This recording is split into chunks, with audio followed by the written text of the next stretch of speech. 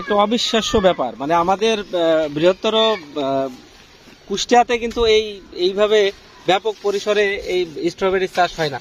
কি পরিমাণ ফুল ফল ধরছে আপনারা একটু দেখেন, পরিমাণে হলো এ তো পুরা এপ্রিলের একদম শেষ পর্যন্ত উঠবে নাকি? একদম এপ্রিলের শেষ। ফল পাকতে কতদিন সময় লাগে? 20 দিন, এখন 15 দিন হয় এই চাষে।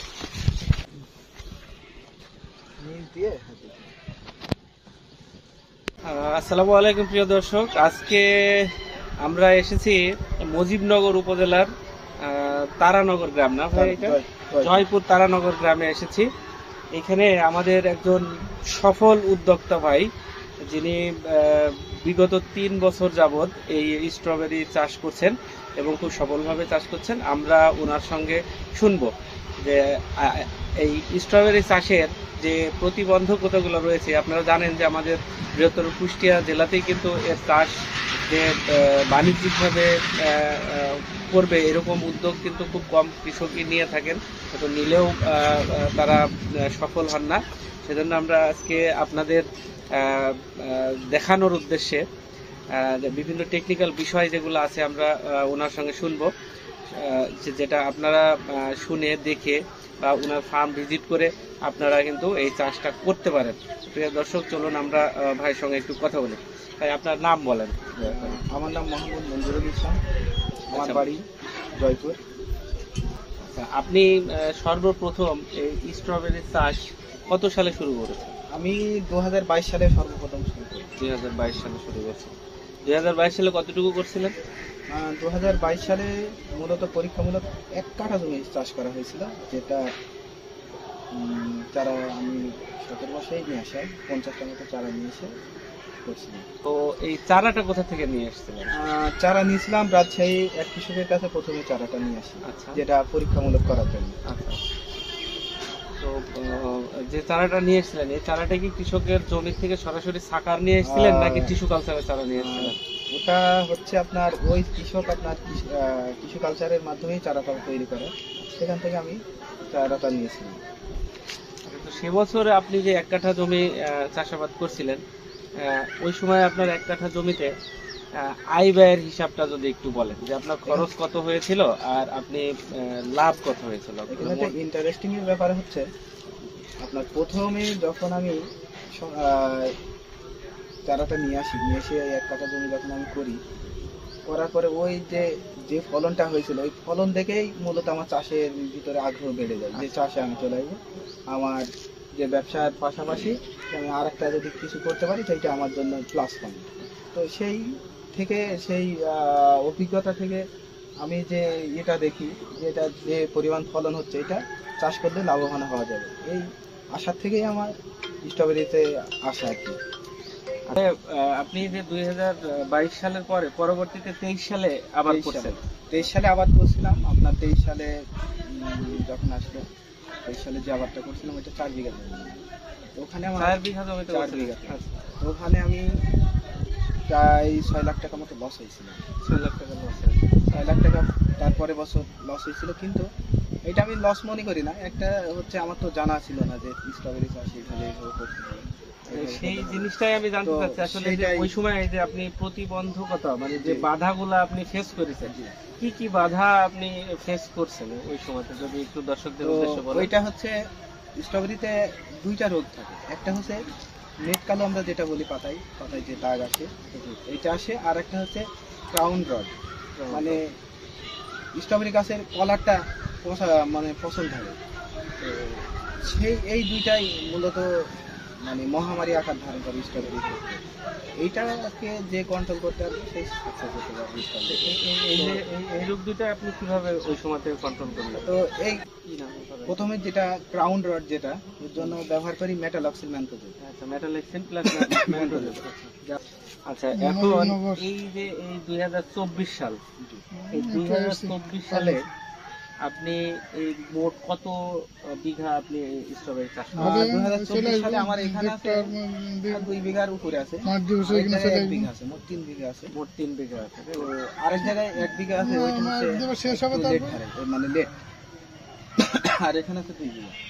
এটা এই জাত কি? এই যে আপনি যেটা এটা আমেরিকান ফেস্টিভ্যাল আমাদের তো আপনি চারা রোপণের আগে যে মাটি প্রস্তুত করেছেন, এই যে মালচিং করেছেন, মাটি প্রস্তুতের সময় মানে আপনি পুরা মাটি প্রস্তুতির যে বিস্তারিত যে ব্যাপারটা একটু যদি আমাদের দর্শকদের উদ্দেশ্যে বলেন আপনি।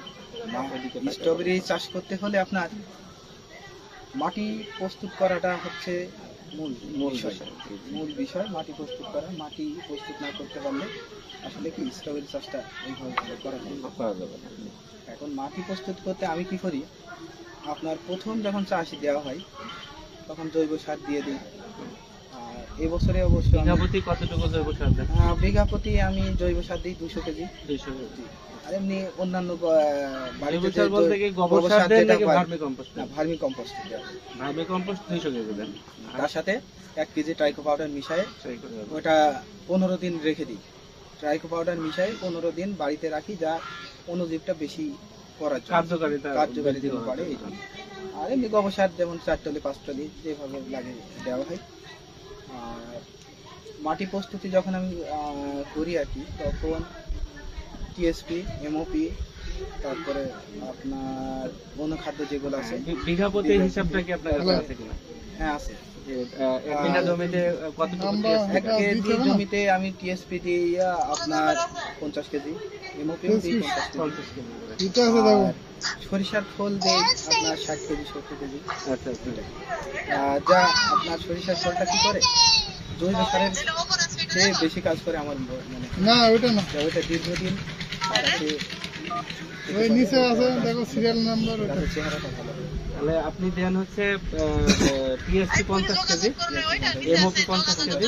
হ্যাঁ হ্যাঁ ওই সময় মাটিতে কি ইউরিয়া দেন কিনা? না, ওই সময় ইউরিয়া দেওয়া হয় না। খাদ্য যেগুলো বললেন, বোরন, তারপরে হচ্ছে জিঙ্ক, এগুলা দেন কিনা? হ্যাঁ ওইগুলা দিই আমি। এগুলো বিঘা কত প্রতি করে? বরুণ দিই আপনার 4 কেজি। 4 কেজি। 4 কেজি। আর আপনার এটাও দিই 10টা দিই, 714 জি ওটা 6 কেজি। 33 48 আর ওর সাথে আরো দেওয়া হয় রুট মানে গ্রো যেটা আছে, রুট গ্রোথ হরমোন যেটা। হরমোন যেটা, ওইটা ন্যাপথলিক অ্যাসিডিক অ্যাসিড, ওইটা দিই। আর একটা আছে এসিআই এর হিউমিস্টার বলে একটা হিউমেসটা খুবই ভালো। ইয়ে আছে। আমি উপাদানটাও আছে বেশি, যেমন পটাশিয়াম আছে, তারপরে হিউমিক অ্যাসিড আছে, আর ফালিবিক অ্যাসিড আছে। এই তিনটা আছে যা তাহলে এই মোট যে সারগুলো আছে সেই সারগুলো আপনি জমিতে দিয়ে তারপরে জমি চাষ করেন। কয়টা এখানে আরেকটা আছে, আরেকটা আমি বিঘা প্রতি 1 লিটার বায়োফার্টি, বায়োফার্টি, যেটা ওই এসিআই এর ওটা এসিআই বায়োফার্টি। ওটা জৈব হিউমাস আছে 98%। এটা এটা এই জমিতে সম্পূর্ণ দেওয়ার পরে তারপরে চাষ করেন। কয়টা তারপরে চাষ দিয়ে দিই। কয়টা চাষ না, করেন? এটা জমিতে দেওয়ার পরে চাষ দেওয়ার পরে মাটি শুকাই নিয়ে আগে, মাটিটা পর্যাপ্ত শুকায়নি, শুকানোর পরে এবার সারটা দিয়ে দেবো জমিতে। দেওয়ার পরে আমি কি করি, ফের সেচ দিয়ে দিই, হুম। যেটা ওই মাটিতে যেন মিশে যায় ভালোভাবে, 100% যেন কাজ করে আমার সারটা। দিয়ে আবার যখন আসে তখন চাষ দিই, চাষ দিয়ে বেড করে লাগিয়ে দিই গাছে। আর একটা গাছে না, মানে 18 আমি ফিট পর পর এই জায়গাটা ক্লিয়ার হয়নি। আপনি হচ্ছে প্রথমে চাষ করে মাটি শুকান 10 থেকে 15 দিন, একদম। শুকানোর পরে সারটা তারপরে দিয়ে সার দিই, দিয়ে দিয়ে দিই। সার দেওয়ার পরে আপনি সেচ দেন না আরেকটা চাষ দেন? না, আর চাষ দেওয়া হয় না, আচ্ছা, সেচ তখন দিয়ে দিই। হ্যাঁ, সেচ দেওয়ার পরে ফেলে রাখেন, ফেলে রাখি। যতক্ষণ পর্যন্ত জোটা না জৌ আসে। না আসে। জৌ আসার পরে তখন আপনি হচ্ছে এই যে চাষ দিয়ে দিই, চাষ একটা বা করে, দুইটা চাষ দিয়ে দিই, মিনিমাম দুইটা দেবো। দুইটা চাষ করে তারপরে বেড তারপরে তৈরি করে হ্যাঁ, দুইটা চাষ দেওয়ার পর একটা ওটার যেটা হয় ওটা দেওয়া হয়, রোটার দিয়ে সমান করে সমান নেবেন, সমান করে। সমান করে নেবেন। তারপরে বেড করে লাগিয়ে দিই। চারা যখন লাগানো হয় সাথে সাথে আমরা সেচ দিয়ে দিই। আচ্ছা আচ্ছা, সাথে সাথে চলবে না? আচ্ছা, তো এই যে বেড, এই বেডের আপনার চওড়া কতটুকু আছে?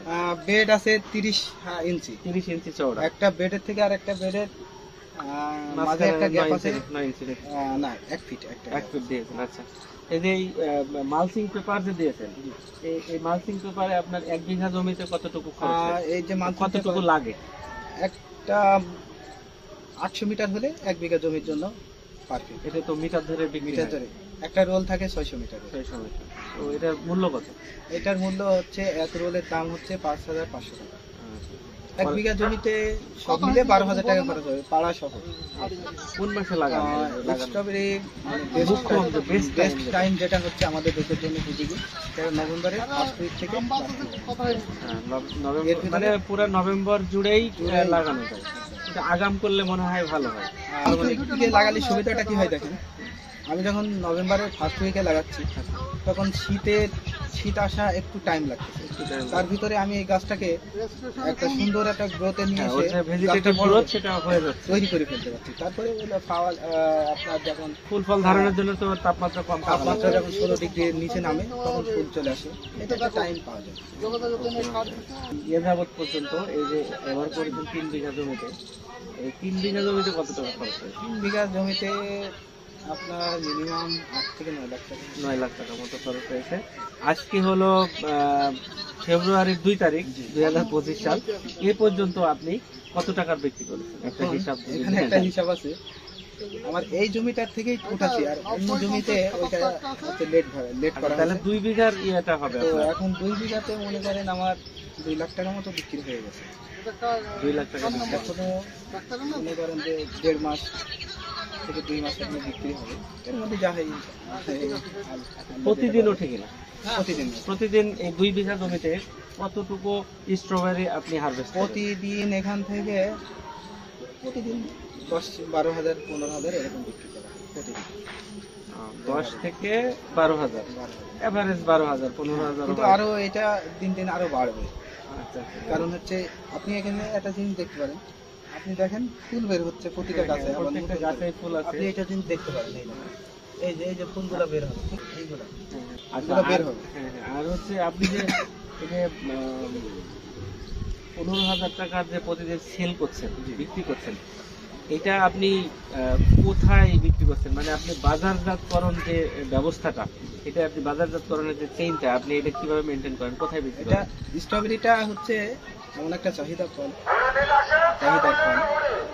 এইটা আপনি বাংলাদেশে চাহিদা শেষ করতে পারবেন, এত চাহিদা। না, অনেক চাহিদা তো আছে। এটা আমরা ফল উঠাই, প্যাকেট করে সুন্দর করে প্যাকেট করি, এই প্যাকেজিং করে আমরা পাঠাই ঢাকা, কারণ বাজার, বাদামতলী, এইগুলাই আরতে পাঠানো হয়। ওগুলো আপনারা থেকে ইয়ে আছে, কারণ বাজার, বাদামতলী, এগুলো তো মানে যে পাইকারি যে মার্কেট জি, জি। ওইখানে পাঠান। জি জি। আচ্ছা, আর এমনি লোকালে বিক্রি হয় কিনা? আর লোকালেও বিক্রি হয়, লোকালে আমাদের কিছু কৃষক আছে, এই কিছু ব্যবসায়িক আছে, তারা এখান থেকে নিয়ে যায়, নিয়ে বিক্রি করে। আবার বিভিন্ন গ্রাম থেকে দেখতে আসে, দেখে আবার কিনেও নিয়ে যায় তারা। তো এইভাবে। যারা দর্শনার্থী আছে তারা, একদম। তাহলে আপনি দাম যে লোকাল মার্কেটে বিক্রি করে দামটা ভালো পাচ্ছেন নাকি আপনি ওই পাইকারি মার্কেটে ভালো পাচ্ছেন? অ্যাকচুয়ালি কি আমি এরকম করি যে আমার পাইকারির যে দাম, আমি লোকালেও যারা আসে ভিজিট করতে তারা একই দাম নেয়। পাইকারি কত করে সেল করেন? আমি পাইকারি সেল করি 500 টাকা। যদি কেউ চারা নিতে চায়, মানে ধরেন আমাদের এই ভিডিওটা দেখে অনেকে উদ্বুদ্ধ হতে পারে, তো যদি কেউ চারা কিনতে চায়, আমরা স্ক্রিনে আপনার নাম্বার দিয়ে দেব। চারা কিনতে চাইলে কি আপনি কি চারা সেল করেন? হ্যাঁ, আমি পরামর্শ দেবেন যে টিস্যু কালচারের চারা দিয়ে লাগাতে নাকি সরাসরি জমির থেকে যে চারাটা ব্যবহার করা যাবে সেটা, কোনটা আসলে লাগানোর জন্য উপযোগী, কোনটাতে রোগবালাই কম হবে? উদ্বুদ্ধ হয়ে যদি মনে করেন যে চাষ করবে, ইচ্ছা করে যে আমি একটা সুন্দর দেখার পর আমার খুব ভালো লাগলো, সে একজন উদ্যোক্তা হিসাবে যদি আসে তো সে ইজিলি চাষ করতে পারে। কিন্তু আমার একটা সাজেশন হচ্ছে, প্রথম বছর তিনাকে নিজে চারা না করে আমি যেরকম চারা তৈরি করে, এরকম অনেকজন চারা তৈরি করে, তাদের কাছ থেকে সুন্দর করে চারা কিনে লাগানো, তাতে কি হবে, তার লস রিস্কটা অনেক কমে যাবে। আর আরেকটা জিনিস হচ্ছে, সে ওখান থেকে তার অভিজ্ঞতা 1 বছর সে তৈরি করে নেবে যে আমার কি প্রবলেম হচ্ছে, এর জন্য একটা প্রবলেম ফেস করতেছে, সে জানেন আমার কাছে ফোন দিলে আমি তাকে বলে দেবো যে এই প্রবলেম, আপনি এটা করেন। তা যিনি যদি প্রথমেই চারা তৈরি করে তাহলে লস হবে, এইটা না, মানে আমি আপনার কথাটা একটু ওইভাবে বলি যে আপনি তো সর্বপ্রথম উনি সর্বপ্রথম কিন্তু 1 কাঠা জমিতে ট্রায়াল বেস করেছিলেন, ওইখানে উনি যে আউটপুটটা পেয়েছিলেন সেটা অবিশ্বাস্য। সেটা পাওয়ার পরে কিন্তু উনি পরবর্তী ইয়ারে কত 4 বিঘা করছিলেন মনে হয়, 4 বিঘা করে কিন্তু ওই বছর ওনার লস হয়েছিল, সফলতা ওইভাবে আসেনি। এরপরেও কিন্তু উনি হাল ছাড়েননি, এই বছর 2024 সালে উনি করছে, এই যে এখন যে 24 সালে লাগানো যে স্ট্রবেরি, সেটা কিন্তু আমরা 25 সালে এই ভিডিওটা ধারণ করছি। তো উনি এই বছরে কিন্তু সফলতা পাবে। ওনার সাজেশন হলো যদি কোনো উদ্যোক্তা এটা করতে চায় তাহলে অবশ্যই তাকে একটু ট্রায়াল বেস করতে হবে, করে খুঁটিনাটি ব্যাপারগুলো জানতে হবে। আপনি তো এটাই বোঝাতে একদম চাচ্ছেন। সঠিক। স্ট্রবেরি চাষের ক্ষেত্রে আপনার স্পেশাল যে কেয়ার গুলা নেওয়া লাগে, স্পেশাল মানে বিশেষ যত্ন যেগুলো, সেগুলো যদি একটু আপনি দর্শকদের উদ্দেশ্যে বলেন। স্ট্রবেরি চাষে স্পেশাল যে কেয়ারটা নেওয়ার লাগে সেটা হচ্ছে, প্রথমে আমি যেটা বললাম, রোগ। আপনাকে প্রথমে রোগ শনাক্ত করতে হবে। রোগ শনাক্ত করে আপনাকে সেই ফাঙ্গিসাইড দিতে হবে। কিন্তু আমি যে ফাঙ্গিসাইডগুলো ইউজ করি সেটা হচ্ছে অ্যামিস্টার টপ, রিডোমিল গোল্ড, তারপরে হচ্ছে বাংলাদেশে একটা পাওয়া যায় ফাঙ্গিসাইড, সেটা হচ্ছে ম্যানসন নামে, তার মূল উপাদান হচ্ছে ম্যানকোজেব আর হচ্ছে কার্বন। এইগুলা নিয়েই মূলত। আর আরেকটা জিনিস সতর্ক করার একটা বিষয় আছে এখানে, কৃষকদের যারা নতুন উদ্যোক্তা হবে, সেটা আপনার এখানে কোনো হাই ডোজ হাই অ্যান্টিবায়োটিক ঔষধ দেওয়া যাবে না এই গাছে। খুবই সেনসিটিভ খুব একটা sensitive গাছ। আপনি যদি এখানে মনে করেন যে হাই ডোজ দিলেন, মনে করেন একটু নাটি ভো দিয়ে দিলেন, তাহলে কিন্তু গাছ ছোট হয়ে যাবে একদম। যে বড় গাছ আছে একদম ছোট হয়ে বসে যাবে। বসে একদম ছোট হয়ে যাবে। এই খেয়াল করতে হবে। আর এমনিতে আপনি হচ্ছে কতদিন পর পর সেচ দেন? যেহেতু মালচিং করা আছে, আমার যে শিকড়ের যে প্রয়োজনীয় রস সেটা কিন্তু এই মালচিং পেপারের কারণে ধরে রাখে। তো এরপরে আপনি মালচিং পেপার দেওয়ার পরে আপনি যে কতদিন পর পর সেচ দিলে এটা অ্যাকুরেট হবে, এটা গাছের জন্য ক্ষতি হবে না? খেয়াল করতে হবে, আজকে সেচ দিলাম, দেওয়ার পরে জোটা কোন সময় আসতেছে। মাটি একটু নরম নরম থাকবে, মানে জো আসবে, নরম থাকবে মাটি, ওই সময় আবার সেচ দিয়ে দিতে হবে। এই স্ট্রবেরিতে বেশি শুকানো যাবে না মাটি। স্ট্রবেরি আবার আরেকটা বিষয় হচ্ছে, স্ট্রবেরিতে বেশি পানি দেওয়াও যাবে না। তো পানি মোটেই না। সহ্য করে না। আর আমি করি কি, যখন পানি গোড়াতে ওঠার 1 ইঞ্চি আগে আমি পানিটা বন্ধ করি। পানিটা গাছের গোড়ায় যেন না যায়। গোড়ায় গেলে আবার ওই শুধু মাটিতে শোষণ করে নিলে তো মাটিতে পর্যাপ্ত পরিমাণে রস থাকলে তো শিকড়ের রস পেয়ে যাবে অটোমেটিক, সমস্ত ভিজে যাবে, সমস্ত কিছু ভিজে যাবে। আরেকটা জিনিস যেটা আপনি ছত্রাকনাশক এখন তো রোগের কথা বললেন, পোকা লাগে, পোকা লাগে। কি পোকা লাগে? মূলত আপনি বোঝেন কিভাবে যে পোকাটা লাগে? মূলত মাকড় লাগে। আমি যদি বলেন কিভাবে দেখি, আমার এই ফোনে আপনার একটা অ্যাপস আছে, আপনার মাইক্রোস্কোপ অ্যাপস আছে, এই অ্যাপসের নামে মাইক্রোস্কোপ। ওটা দিয়ে আমি পাতা জুম করে দেখি, আর যদি আমার সন্দেহ হয় একটা গাছ। আপনি তো আধুনিক কৃষক। তো আর একটা জিনিস হচ্ছে, এমনি এমনি ভাবেও দিই, ইমিডাক্লোরোফিট দিই, তারপরে আপনার সিনজেন্টার ভলিউম আছে, ওটা দেওয়া হয়। ফ্রুট ফ্লাই লাগে না? না, ওইটা লাগে লাগে না। না, এটা মূলত মাকড়টাই লাগে। আর সাদা মাকড়ের জন্য কি দেন? মাকড়ের জন্য আপনার 1.8। আরেকটা যেটা গুরুত্বপূর্ণ জিনিস, আপনি কি গত বছরে এই জমিতেই চাষ করেছেন? একদম। বারবার আপনি একই ফসল চাষ করছেন, এতে আপনি কি কোনো পার্থক্য বুঝতে পেরেছেন? মনে হয় যেন পার্থক্য আছে। আছে না? একই জমিতে বারবার চাষ করা মানে ঠিক না। তারপরেও আমরা কি করবো, আমাদের তো করার কিছু নেই। জমি তো এইরকম পর্যাপ্ত পরিমাণ জমি নাই যে এইবার এইটা করলাম আর একবার অন্যটাই করবো। কিন্তু এর জন্য আমরা করি কি, চুন দিয়ে নিই জমি, বর্ষাকালে চুন দিয়ে জমিটা শোধন করে নিই, পারলে ব্লিচিং পাউডার দিয়ে দিই। এটা তো আসলে কি আপনি জীবাণুর বিষয় গেল, রোগের বিষয় গেল। আরেকটা জিনিস আছে যে শিকড়ের যে গভীরতা। জি জি। স্ট্রবেরির তো শিকড়ের গভীরতা খুব বেশি, 6 ইঞ্চি। 6 ইঞ্চি। তো এই 6 ইঞ্চি গভীরতার ওর নিচের যে পুষ্টিগুণ আছে, আমাদের মূলত কর্ষণ স্তর 9 ইঞ্চি পর্যন্ত। তো এর নিচে এই যে আপনি 6 ইঞ্চি পরিমাণ যে পুষ্টি, এই জায়গার পুষ্টি কিন্তু বারবার এই ফসলে ব্যবহার করা হচ্ছে। ওই জন্য ফলন বৃদ্ধি এবং রোগবালাই কমানোর জন্য আমার মনে হয় যে আপনি একই জমিতে বারবার চাষ না করলেই মনে হয় বেশ ভালো ফলন হবে। আর যদি করতেই হয় সেই ক্ষেত্রে আমার মনে হয় মাটি ভালোভাবে চাষ করে জৈব সার পর্যাপ্ত পরিমাণে ব্যবহার করে তারপরে আমার মনে হয় করলে ভালো হয়। আপনি কি বলেন? এটা আপনার সাথে একমত আমি। আপনি যে লাগাইছেন নভেম্বরে, এর জীবনকাল শেষ হবে বলে আচ্ছা, স্ট্রবেরি জীবনকাল বলে কিছুই নাই, আবার আছে। স্ট্রবেরি আপনি যদি স্ট্রবেরি নেট সেটের ভিতর রাখেন, এটা নষ্ট হবে না, এ সামনে বছর আবার ফল দিবে। কিন্তু এর তাপমাত্রা বেড়ে গেলে গাছ মারা যাবে। আপনার এপ্রিল মাসে গিয়ে আপনার সমস্ত গাছ মারা যাবে। যখন তাপমাত্রা বেড়ে যাবে তখন সমস্ত গাছ মারা যাবে, অটোমেটিকলি মারা যাবে।